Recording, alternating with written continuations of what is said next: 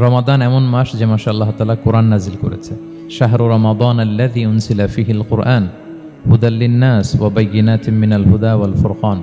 রমাদানে কোরআন নাজিল হয়েছে ফলে রমাদান শ্রেষ্ঠ মাস হয়েছে। কদরের রাতে কোরআন নাজিল হয়েছে ফলে কদর শ্রেষ্ঠ রাত হয়েছে। তো বেসিক্যালি এই মাসের মূল মর্যাদা কোরআনের কারণে।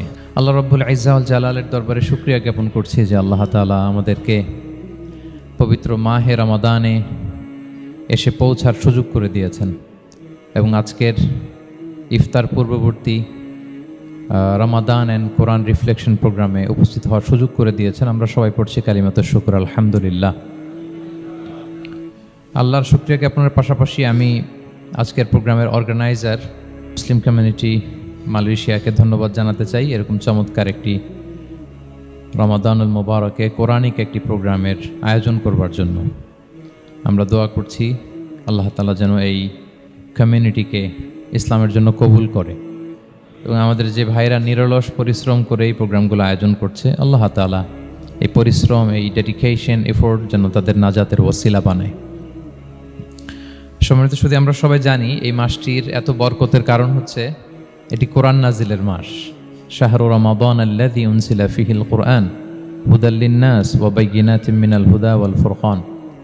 রমাদান এমন মাস যে মাসে আল্লাহ তাআলা কোরআন নাজিল করেছে। তো বেসিক্যালি এই মাসের মূল মর্যাদা কোরআনের কারণে। সাইয়েদনা জিবরিল আলাইহিস সালাম কোরআন নিয়ে এসেছেন, উনি শ্রেষ্ঠ ফেরেশতা হয়েছেন। আল্লাহর হাবিব সাল্লাল্লাহু আলাইহি ওয়াসাল্লামের উপর কোরআন নাজিল হয়েছে ফলে উনি শ্রেষ্ঠ নবী হয়েছেন। রমাদানে কোরআন নাজিল হয়েছে ফলে রমাদান শ্রেষ্ঠ মাস হয়েছে।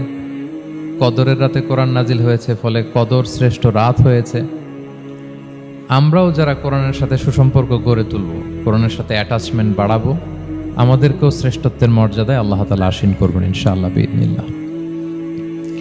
তো আজকের প্রোগ্রামের আমার ফার্স্ট অ্যান্ড ফরমোস্ট রিমাইন্ডার হচ্ছে কোরআন নাজিলের মাসে আমরা যেন বেশি বেশি কোরআনের সাথে নিজেদের সম্পর্ককে নবায়ন করি এবং মজবুত করি।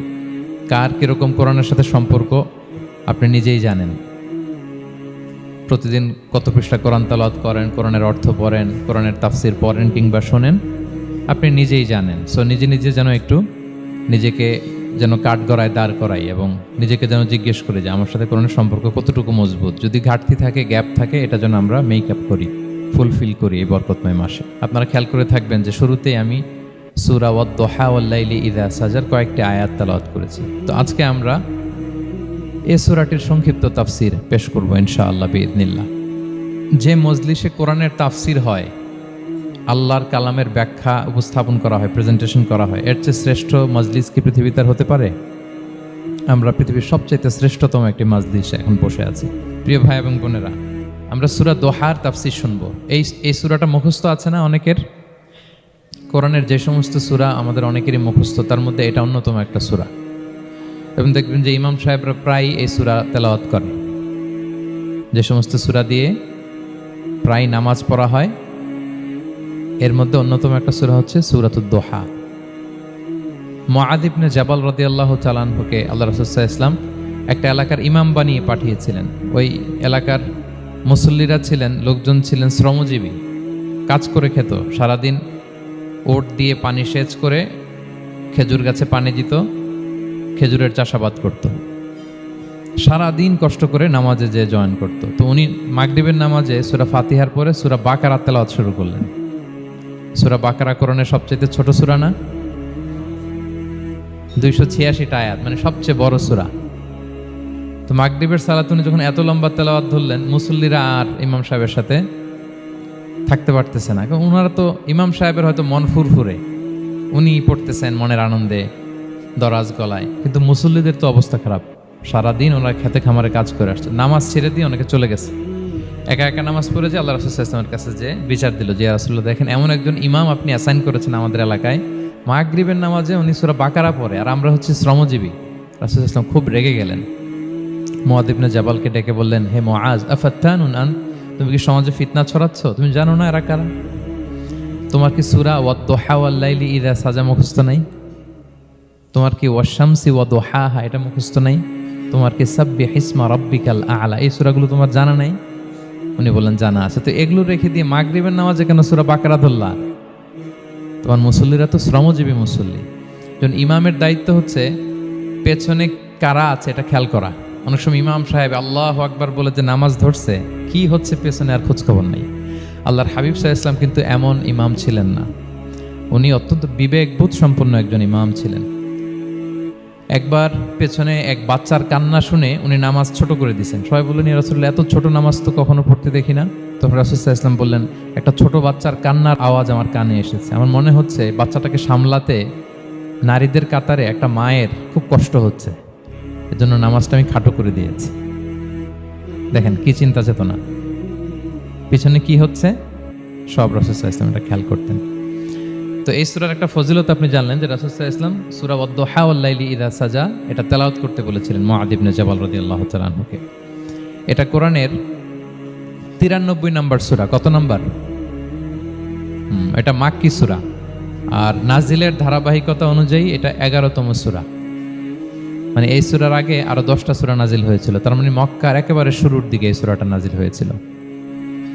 আপনারা জানেন যে এবছর আমার একটা বই এসেছে এক নজরে কোরআন নামে, সেখানে আমি প্রত্যেকটা সূরার সার সংক্ষেপ নিয়ে সংক্ষেপে, খুব সংক্ষেপে, কখনো যদি সুযোগ হয় আপনারা দেখবেন যে প্রত্যেকটা সূরা 5 পৃষ্ঠার মধ্যে আমরা নিয়ে আসার চেষ্টা করেছি।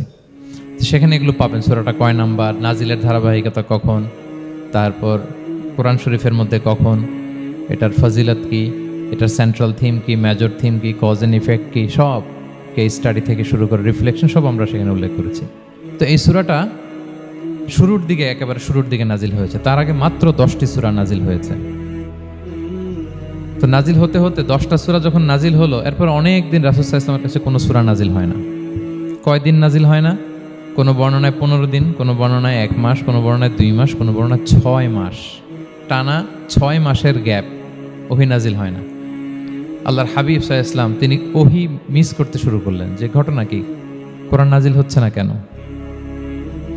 হঠাৎ এত গ্যাপ কেন? ওনার মাথায় কয়েকটা জিনিস ঘুরপাক খেলো। একটা ঘুরপাক খেলো যে আমার কোনো কাজে আল্লাহ আবার অসন্তুষ্ট হলো নাকি, অথবা আমি কোরআনের আয়াত এই বাণীগুলো পৌঁছে দেওয়ার ক্ষেত্রে আমার কোনো গাফলতি হয়ে গেল নাকি, সামহাও কি আল্লাহর সাথে আমার কানেকশন এটা কি লুজ হয়ে যাচ্ছে, আমি কি কোনোভাবে আল্লাহ থেকে দূরে সরে পড়তেছি। রাসূল সাল্লাল্লাহু আলাইহি ওয়াসাল্লাম টেনশনে পড়ে গেলেন, চিন্তায় পড়ে গেলেন, কিরে ওহী আসে না কেন, আসে না কেন, আসে না কেন। এটা ছিল একটা দিক। আরেকটা দিক হচ্ছে আল্লাহর হাবিব সাল্লাল্লাহু আলাইহি ওয়াসাল্লামের কাছে কোরআনের আয়াত যাই নাজিল হতো উনি যে লোকদের কাছে প্রচার করে দিতেন। এখন নাজিল হয়েছে এখনই যে প্রচার শুরু, রাতে নাজিল হয়েছে রাতেই প্রচার শুরু, দিনে নাজিল হয়েছে দিনেই প্রচার শুরু, যখন নাজিল তখন প্রচার। কারণ আল্লাহ তাআলা বলেছেন, ইয়া আইয়ুহার রাসূলু বাল্লিগ মা উনজিলা ইলাইক মির রাব্বিক, আপনার রবের পক্ষ থেকে যা নাজিল হয়েছে প্রচার করেন। তো এই যে মাঝখান দিয়ে কয়েক মাস যার কোনো প্রচার টচার করে না, মুশরিকরা টিটকারি মারতে শুরু করলো, বলে কি মুহাম্মদ, তোমার আল্লাহ তোমার ভুলে গেছে বোধহয়, তোমার আল্লাহ বোধহয় তোমাকে আর পছন্দ করে না। আগে তো প্রতিদিন কিছু না কিছু শোনাতা যে এইটা নাজিল হয়েছে, ওইটা আসছে, এই বিধান ওই বিধান, এখন তো কোনো খোঁজখবর নাই। ঘটনা কি? আল্লাহর হাবিব সাল্লাল্লাহু আলাইহি ওয়াসাল্লামের চাচি উম্মে জামিল, আবুল হাবির স্ত্রী, সে আরো খারাপ কথা বললো। সে বলল, ইন্না শাইতানাকা কদ তারাকাক, তোমার কাছে যে একটা শয়তান আসতো এখন বোধহয় আর আসে না মুহাম্মদ, নাউযুবিল্লাহি মিন যালিক। এটা দিয়ে জিবরিল আলাইহিস সালামকে বুঝিয়েছেন। জিবরিল এসে কি কি যেন বলে, কই এখন তো কিছু বলো না। তো রাসূল বলবে কি করে, কারণ তিনি তো মন গড়া কিছু বলতেন না। আল্লাহর হাবিব সাল্লাল্লাহু আলাইহি ওয়াসাল্লাম মনে যা ইচ্ছা হয় মন গড়া কখনো কিছু বলেছেন? আওয়াজ করে বলেন, মন গড়া বলতেন তিনি? ওমা ইয়ানতিকু আনিল হাওয়া ইন হুয়া ইল্লা ওয়াহয়ুন ইউহা, আল্লাহর ওহী আসলে সেটা শোনাতেন। তো ওহীও আসে না, উনি শোনাতেও পারে না, ওহীও নাই, উনি শোনাতেও পারে না। এই যে একটা কষ্টকর মুহূর্ত রাসূল সাল্লাল্লাহু আলাইহি ওয়াসাল্লামের, কিরে মাসের পর মাস চলে গেল, ওহী আসতেছে না কেন, আমার কি কোনো ভুল হচ্ছে নাকি, আল্লাহকে আমাকে অপছন্দ করলেন? রাসূল সাল্লাল্লাহু আলাইহি ওয়াসাল্লাম যখন এরকম দুশ্চিন্তিত, পেরেশান, অ্যাংজাইটিতে পড়ে গেলেন, ভারাক্রান্ত, ঠিক তখন রাসূল সাল্লাল্লাহু আলাইহি ওয়াসাল্লামকে সান্ত্বনা দেওয়ার জন্য এই সূরাটা আল্লাহ নাজিল করেছেন। সান্ত্বনা দেওয়ার জন্য এই সূরাটা বেশ আশা জাগানিয়া সূরা, মোটিভেশনাল সূরা, ইন্সপিরেশনাল সূরা। আপনার মন খারাপ হলে আপনি এই সূরাটা পড়বেন, এই সূরাটা, এবং এটার পরে আরেকটা সূরা আছে, সূরাতু আলাম নাশরাহ, আপনার মন ভালো হয়ে যাবে। এটাকে দি অ্যান্টি ডিপ্রেসেন্ট সূরা বলে, মানে ডিপ্রেশন কাটায় ফেলে। আমাদের এরকম অনেক সময় হয় না যে হতাশ, দেয়ালে পিঠ ঠেকে গেছে, কোনো বের হওয়ার রাস্তা নাই, কই যাব, কোথাও সফলতা নাই, সবাই আমাকে ভুল বুঝতেছে, এরকম মাঝে মাঝে হয় না? আমাদের সবার লাইফে আপস অ্যান্ড ডাউনস আছে। আপনি যখন ভারাক্রান্ত হবেন, কষ্টে থাকবেন, এই সূরাটা পড়বেন, দেখবেন যে আপনার ডিপ্রেশন দূর হয়ে গেছে। তো আল্লাহর হাবিব সাল্লাল্লাহু আলাইহি ওয়াসাল্লাম যখন এরকম ভারাক্রান্ত ছিলেন, চিন্তিত ছিলেন, তখন আল্লাহর হাবিব সাল্লাল্লাহু আলাইহি ওয়াসাল্লামকে চিন্তামুক্ত করবার জন্য আল্লাহ তাআলা এই চমৎকার সূরাটি নাজিল করেছেন। আল্লাহ নাজিল করলেন, আউযু বিল্লাহি মিনাশ শাইতানির রাজিম, বিসমিল্লাহির রহমানির রহিম, ওয়াদ-দুহা ওয়াল-লাইলি ইযা সাজা মা ওয়াদ্দাআকা রাব্বুকা ওয়া মা ক্বালা ওয়ালাল আখিরাতু খায়রুল লাকা মিনাল উলা ওয়ালা সাওফা ইউতিকা রাব্বুকা ফাতারদা। আল্লাহ তাআলা বললেন ওয়াদ-দুহা, আলোর শপথ। আমি একবার সরল বঙ্গানুবাদ করি, তারপরে আমি তাফসিরে ঢুকছি। ওয়াদ-দুহা, আলোর শপথ। ওয়াল-লাইলি ইযা সাজা, রাতের শপথ, যখন রাত নিঝুম নিস্তব্ধ হয়। মা ওয়াদ্দাআকা রাব্বুকা ওয়া মা ক্বালা, নবী হে, আপনার রব আপনার উপর অসন্তুষ্টও হয় নাই, আপনাকে ছেড়েও যায় নাই, আপনার রব আপনার সাথেই আছে। আলহামদুলিল্লাহ। ফিল করবেন যে আল্লাহ আমার সাথে আছে।